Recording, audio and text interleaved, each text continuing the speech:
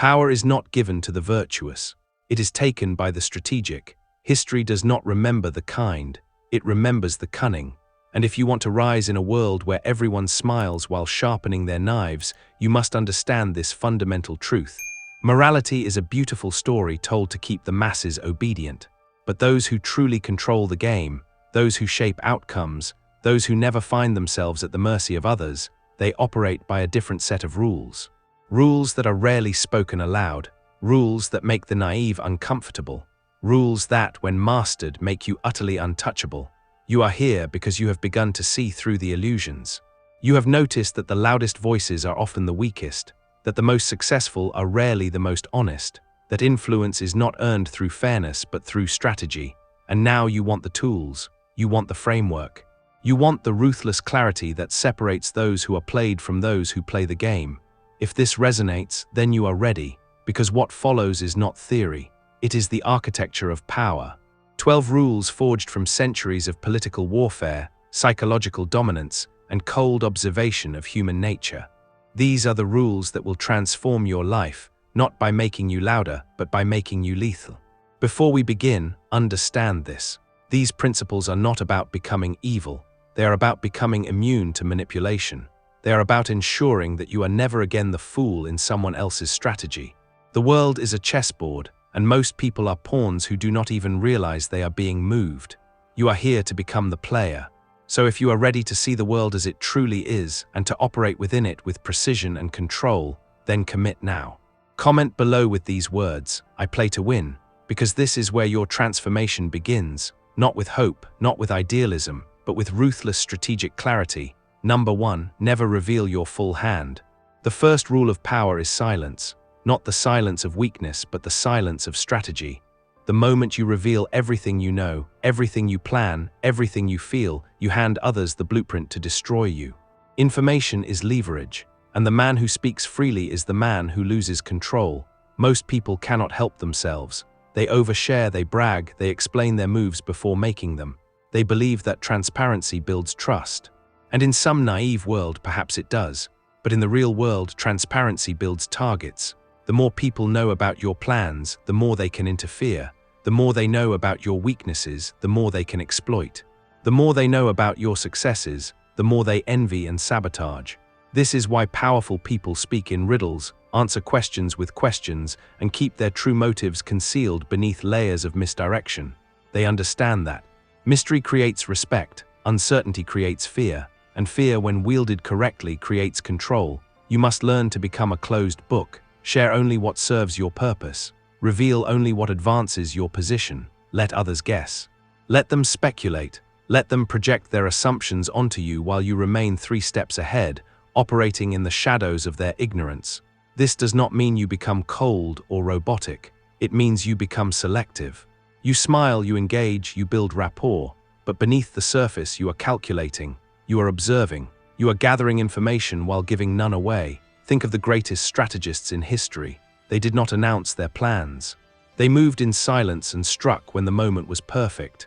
By the time their enemies realized what was happening, it was already too late. This is the power of concealment. This is the power of keeping your hand hidden until the final play. So train yourself to speak less, to listen more, to reveal nothing that does not serve you. Because in a world where everyone is looking for an advantage, the man who gives nothing away is the man who cannot be touched. Guard your plans, your ambitions, your vulnerabilities as if your life depends on it, because in many ways it does. Number 2, master the art of strategic detachment. Emotion is the enemy of power. Not because feeling is wrong, but because uncontrolled emotion makes you predictable, and predictability makes you weak. The moment someone knows what makes you angry, what makes you desperate, what makes you afraid, they own you. They can pull your strings like a puppet, and you will dance without even realizing it. This is why the most dangerous people are not the ones who shout.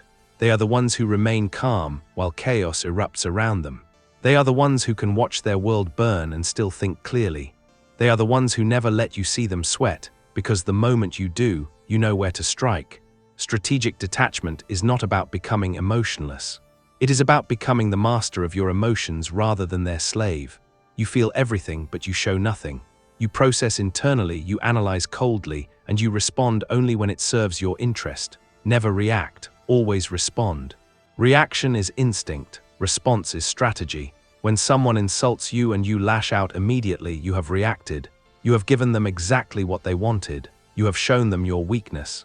But when someone insults you and you pause, smile, and either ignore it or counter with precision, you have responded.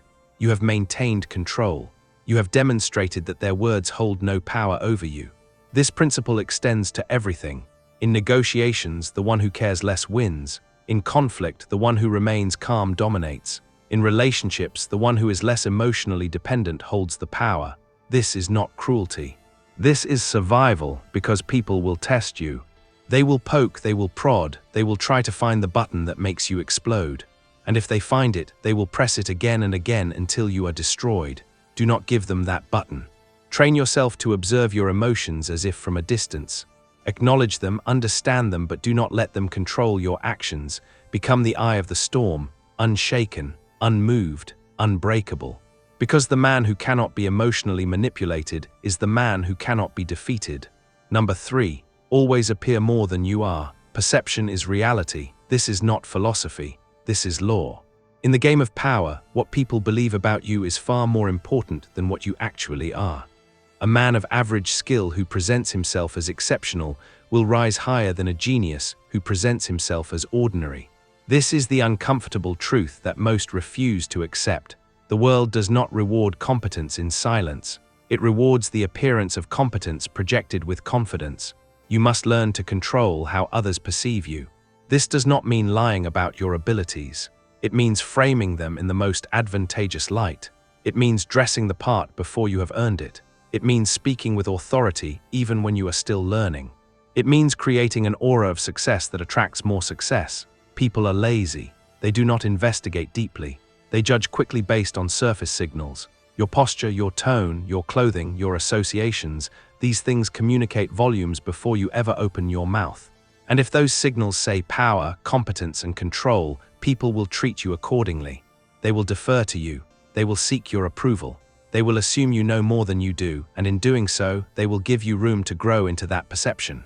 This is how empires are built, not by waiting until you are perfect, but by projecting strength while you are still becoming strong. However, there is a balance. You must appear more than you are, but not so much more that you are exposed as a fraud. Overreach and you will be humiliated. The key is to stay just ahead of your actual ability, close enough that you can deliver when tested, far enough that you are always perceived as rising. Study those who command respect. Watch how they carry themselves. Notice how they control rooms without effort. It is not magic. It is presentation. It is the deliberate construction of an image that communicates, I am not to be underestimated. And once that image is established, it does half the work for you. People will believe what you show them. So show them power even when you are still building it. Show them confidence even when you are still learning. Show them control even when you are still mastering yourself. Because in the game of perception, the one who controls the narrative controls the outcome. Number 4, use others as mirrors, not mentors. Most people seek mentors. They look for someone to guide them, to teach them, to hand them the keys to success. And while learning from others is valuable, there is a trap here, the trap of dependence, the trap of imitation, the trap of becoming a pale copy of someone else instead of a powerful original. The Machiavellian approach is different. You do not seek mentors, you seek mirrors. You observe everyone around you not to follow them, but to learn from their mistakes and successes without ever putting yourself in their debt. You watch how people move, how they negotiate, how they manipulate, how they fail. And you extract the lessons without ever giving them power over you. A mentor expects gratitude. A mentor expects loyalty. A mentor expects you to carry their legacy. But a mirror simply reflects. It shows you what works and what does not, and then you move on. You take what is useful, discard what is not, and build your own system. This is how you avoid being controlled. Because the moment you become someone's protege, you become their investment, and investments are expected to pay returns. They will want influence over your decisions. They will want credit for your success. They will want you to stay within the boundaries they set. But if you learn from everyone and commit to no one, you remain free. You become a composite of the best strategies, the sharpest tactics, the most effective methods, all filtered through your own judgment, and adapted to your own goals. Observe the powerful but do not worship them. Study the successful but do not idolize them. Learn from the fallen but do not pity them. Everyone you encounter is a lesson. Some teach you what to do, others teach you what to avoid. Both are equally valuable, and the beauty of this approach is that it makes you dangerous in a way that others cannot predict. You have no signature style, no predictable pattern. You are a shapeshifter, adapting and evolving based on what the situation demands. This fluidity is power. This independence is strength. So use the world as your classroom and every person as your teacher, but never, ever give anyone the authority to define your path. You are the architect of your own rise, and no one else gets to hold the blueprint. Number 5. Create dependence, never give it. Power flows toward those who are needed and away from those who need. This is the iron law of influence. If people depend on you, you control them. If you depend on people, they control you. It is that simple. And yet most people spend their lives building dependencies without realizing it. They become reliant on their employer, their friends, their partners, their routines. And with every dependency, they hand over a piece of their power. The strategic mind does the opposite. It creates situations where others need you more than you need them. This is not cruelty, this is architecture. You position yourself as the solution to their problems, the key to their success, the bridge to their goals. And once they depend on you, you hold leverage. This applies everywhere. In your career, become the person with the unique skill that no one else has. The one who knows the system better than anyone. The one whose absence would create chaos. In your relationships, be the source of value, not the seeker of it. Be the one who adds, who elevates, who provides something irreplaceable. In your social circles, be the connector, the one who opens doors, the one whose presence makes things happen. When you are needed, you are powerful. When you are replaceable, you are vulnerable. So ask yourself constantly, what do I offer that others cannot easily find elsewhere? And if the answer is nothing, then you have work to do. Build rare skills, cultivate unique knowledge, develop irreplaceable value, make yourself the linchpin. But here is the other side. Never allow yourself to become dependent on any single person, institution, or resource. Diversify your income, expand your network. Develop multiple skills. Always have options, always have an exit, because the moment you need someone more than they need you, you are at their mercy. And mercy in the real world is a currency that runs out quickly. The goal is asymmetry. They need you more than you need them. This creates leverage. This creates control. This creates the ability to walk away, which is the ultimate form of power, because when you can walk away from anything, you are no longer bound by fear. You are free, and freedom in the game of power is everything. Number 6. Conceal your intentions until the last moment. Transparency is suicide. The more people know about what you are planning, the more time they have to interfere, to compete, to sabotage. This is why you must learn to move in silence and strike without warning. Let your actions speak only after they have already succeeded. Most people do the opposite. They announce their goals. They share their dreams. They tell everyone what they are working on. And then they wonder why obstacles appear, why competition intensifies, why support evaporates. The answer is simple. They telegraphed their moves and gave others time to prepare. The Machiavellian operator reveals nothing until revelation serves him. He lets others believe he is idle while he is building. He lets others think he is content while he is plotting. He lets others underestimate him while he is positioning. And then, when the moment is perfect, he moves. By the time anyone realizes what has happened, it is already done. This is how you avoid resistance. This is how you bypass gatekeepers. This is how you outmaneuver those who think they are watching you. You give them nothing to watch. You become invisible in your preparation and undeniable in your execution. Think of it like this. If you are planning to leave your job and start a business, do not tell your coworkers. Do not tell your boss. Build in secret, and when you are ready, simply leave. If you are working on a project that will elevate you, do not announce it. Let the results announce it. If you are improving yourself, do not broadcast every step. Let the transformation speak for itself. This approach has multiple benefits. First, it protects you from interference. Second, it prevents jealousy from forming before you have the power to withstand it. Third, it creates surprise, which is a powerful psychological weapon. When people see you succeed seemingly out of nowhere, they are forced to reassess you. They are caught off guard, and in that moment of confusion, you have the advantage. Concealment is not dishonesty, it is strategy. You are not lying, You are simply not volunteering information that does not serve you. You are controlling the narrative by controlling the timing of revelation. So train yourself to become comfortable with secrecy. Practice holding your plans close. Learn to deflect questions with vague answers. Become the person who surprises everyone, not because you are unpredictable, but because you are disciplined enough to keep your mouth shut until the game is already won. Number 7. Cultivate selective loyalty. Loyalty is a beautiful concept. It is also a trap. The world will tell you to be loyal to your friends, your family, your company, your country. And while loyalty has its place, blind loyalty is a weakness that others will exploit without hesitation. The strategic mind practices selective loyalty. It is loyal only to those who have earned it, and only as long as that loyalty serves mutual benefit. This is not betrayal. This is clarity. Because loyalty without reciprocity is servitude, and servitude is the opposite of power. You must constantly evaluate the relationships in your life. Who is adding value? Who is draining you? Who has your back when it matters? Who disappears when you need them? And based on these observations, you allocate your loyalty accordingly. This does not mean you become a traitor. It means you stop being a fool. It means you recognize that loyalty is a currency, and like all currencies, it should be invested wisely. Give it to those who return it. Withhold it from those who do not. And never, ever mistake loyalty for obligation. You do not owe anyone your loyalty simply because of history, blood, or sentiment. You owe it only to those who prove themselves worthy in the present. This principle also applies to institutions. Your company is not loyal to you. It will replace you the moment it serves their interest.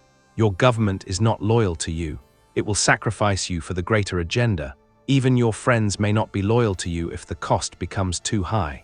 So why should you be loyal to them beyond what is strategically useful? The answer is you should not. Be pleasant, be professional, be reliable, but keep your deepest loyalty reserved for yourself and for the select few who have proven through action, not words, that they are worthy of it. This is not cynicism. This is realism. And realism is what keeps you from being used, discarded, and destroyed by those who smile while they betray you. Number 8. Master the art of timing. A good strategy executed at the wrong time is a bad strategy. Timing is everything. The same action that leads to triumph in one moment leads to disaster in another. This is why patience is not passivity, it is precision. The Machiavellian mind understands that power is not just about what you do, but when you do it. You must learn to read the environment, to sense when the moment is ripe, to strike when resistance is lowest and impact is highest. This requires observation. It requires restraint. It requires the discipline to wait even when every instinct screams to move now. Most people fail not because they lack ability, but because they move too soon or too late. They act out of impatience, out of fear, out of pressure from others, and in doing so they waste their effort, they burn their opportunities, they reveal themselves before the game is ready. Do not be like them. Learn to wait, learn to watch. Learn to feel the rhythm of the situation. Notice when your opponents are distracted, when allies are receptive, when the crowd is ready to be swayed. And then, only then, do you act. When you master timing, you multiply your effectiveness. You achieve more with less effort because you are working with the current, not against it. You become the person who always seems to be in the right place at the right time, not through luck, but through calculation. This also means knowing when to retreat, when to stay silent, when to let others make the mistake. Sometimes the most powerful move is no move at all. Let the situation evolve. Let your enemies overextend. Let the chaos settle. And then, when clarity emerges, you step forward with precision. Timing turns average actions into legendary victories.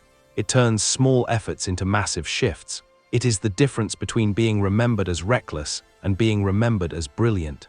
So cultivate patience. Develop the ability to wait without anxiety. Trust that the right moment will come. And when it does, move with absolute conviction. Because the man who masters timing does not need to be the strongest. He simply needs to strike when strength matters most. Number 9. Control the narrative, control reality. Truth is not what happened. Truth is what people believe happened. This is the uncomfortable reality of human psychology. Facts matter less than the story that frames them. And whoever controls the story controls perception.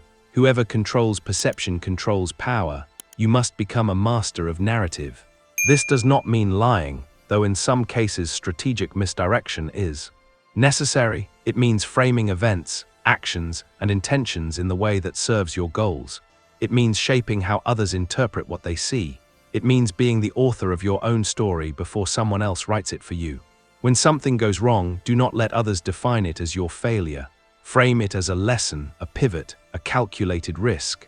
When something goes right, do not let others diminish it. Frame it as the result of your strategy, your discipline, your vision. Every situation is neutral until someone assigns meaning to it. Be the one who assigns that meaning. This is how politicians survive scandals. This is how leaders maintain authority after mistakes. This is how the guilty walk free and the innocent get condemned, not through truth, but through narrative control.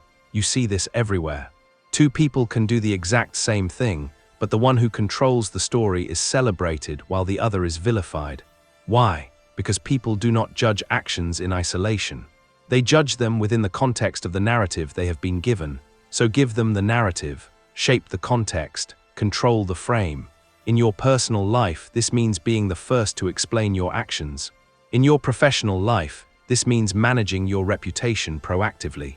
In conflict, this means defining the terms of the debate before your opponent does.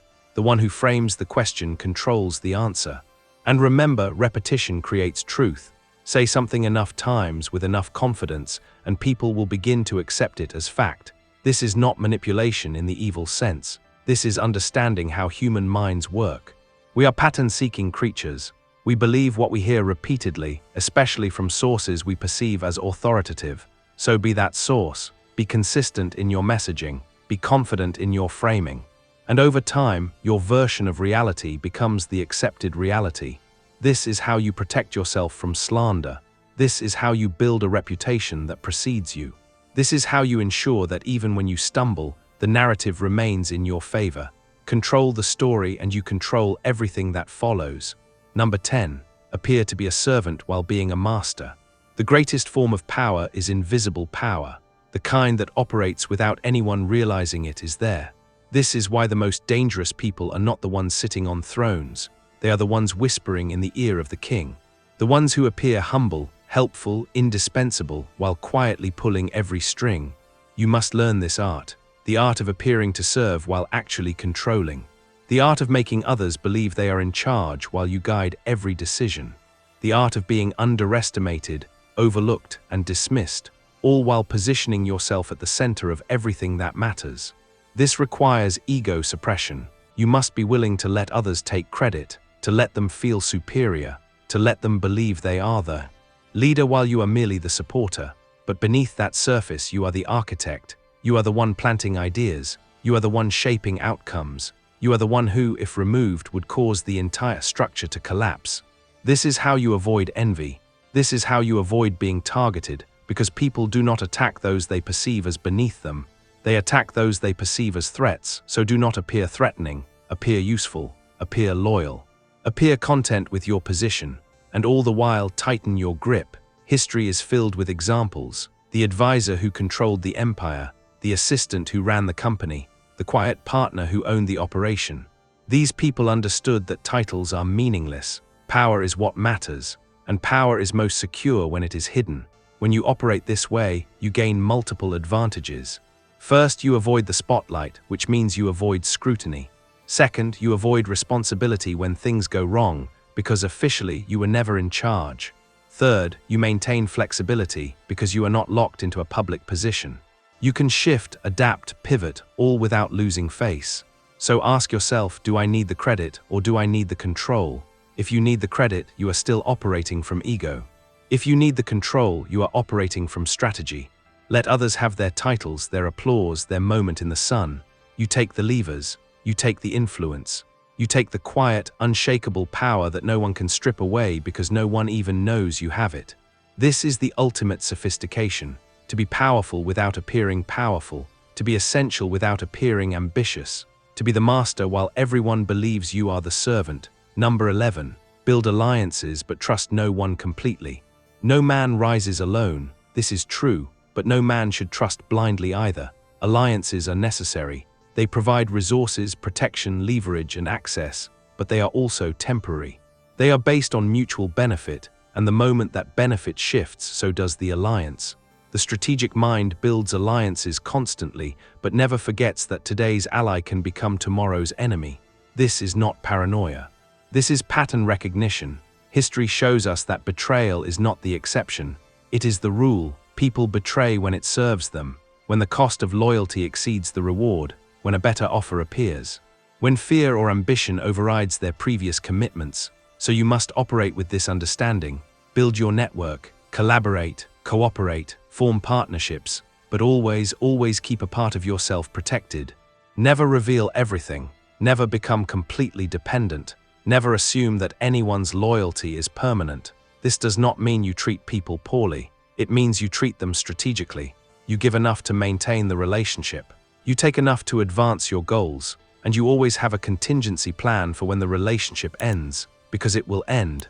Maybe not today, maybe not this year, but eventually circumstances will change. And when they do, you must be prepared to walk away without devastation. The key is balance. Be warm enough to attract allies, be valuable enough to keep them, but be detached enough to survive their departure. This makes you resilient. This makes you adaptable. This makes you immune to the shock of betrayal because you never fully believed in permanence to begin with. Trust is a luxury. In the game of power, it is a liability. So instead of trust, build verification. Instead of faith, build contracts. Instead of blind loyalty, build mutual benefit with clear terms. And when someone proves themselves over time, through action, through sacrifice, through consistency, then and only then do you allow them closer. But even then, you keep one eye open. Because the world is not kind to those who trust too much. It is kind to those who trust wisely. Number 12. Become dangerous, then become disciplined. The final rule is the most important. You must become dangerous, not loud. Not aggressive, not violent, but dangerous in the sense that you are capable, that you have options, that you can defend yourself, advance yourself, and destroy obstacles when necessary. A harmless man is not virtuous. He is simply harmless. He is not peaceful by choice. He is peaceful because he has no other option. But a dangerous man who chooses peace, that is power, that is control, that is respect. You become dangerous by developing skills that others do not have, by understanding psychology, strategy, persuasion, and influence at levels most people never reach, by building resources, networks, and leverage that give you options when others have none, by training your mind to think 3 moves ahead, by hardening yourself against manipulation, coercion, and fear. When you are dangerous, people treat you differently. They think twice before crossing you. They measure their words. They respect your boundaries. Not because you threaten them, but because they sense that you are not someone to be taken lightly. But danger without discipline is chaos. It is recklessness. It is the path to self-destruction. This is why the second part of this rule is equally critical. Once you become dangerous, you must become disciplined. You must learn to control your power, to deploy it strategically, to use it only when it serves your long-term goals. Discipline is what separates the powerful from the destructive. It is what allows you to hold a weapon without swinging it wildly. It is what allows you to have leverage without abusing it. It is what allows you to be feared and respected simultaneously. Discipline means you do not react emotionally. You do not lash out when provoked. You do not reveal your capabilities until the moment demands it. You move with precision, with calculation, with cold clarity. This combination, danger plus discipline, is what creates the Machiavellian ideal. The person who can destroy but chooses when and how. The person who has power, but wields it with surgical precision. The person who is underestimated until it is too late and then reveals themselves as utterly unstoppable. So work on both. Build your danger, develop your skills, sharpen your mind. Expand your resources. Become someone who cannot be pushed around, who cannot be ignored, who cannot be dismissed. And then with equal intensity, build your discipline. Train yourself to wait, to observe, to control your impulses, to act only when action serves your strategy. When you master both, you become untouchable, not because you are invincible, but because you are intelligent, not because you are the strongest, but because you are the smartest, not because you dominate through force, but because you dominate through strategy. And that, in the end, is the only dominance that lasts. These 12 rules are not suggestions. They are the framework for operating in a world that does not reward the naive, a world where power flows to those who understand its mechanics, A world where survival belongs to the strategic, not the sentimental. You now have the map. The question is, will you follow it? Will you discard the comforting lies you were told about fairness and karma and justice? Will you accept that the game is real, that it is being played whether you participate or not, and that your only choice is whether to play intelligently or be played? If you are ready to step into this understanding, then comment below with these words: I see the game, I play to win, because this is not about becoming cruel. It is about becoming conscious of how the world truly works, conscious of how people truly behave, conscious of the strategies that separate those who rise from those who fall.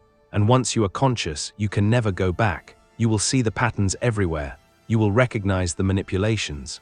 You will spot the power plays, and you will navigate them all with the calm, cold precision of someone who knows exactly what they are doing.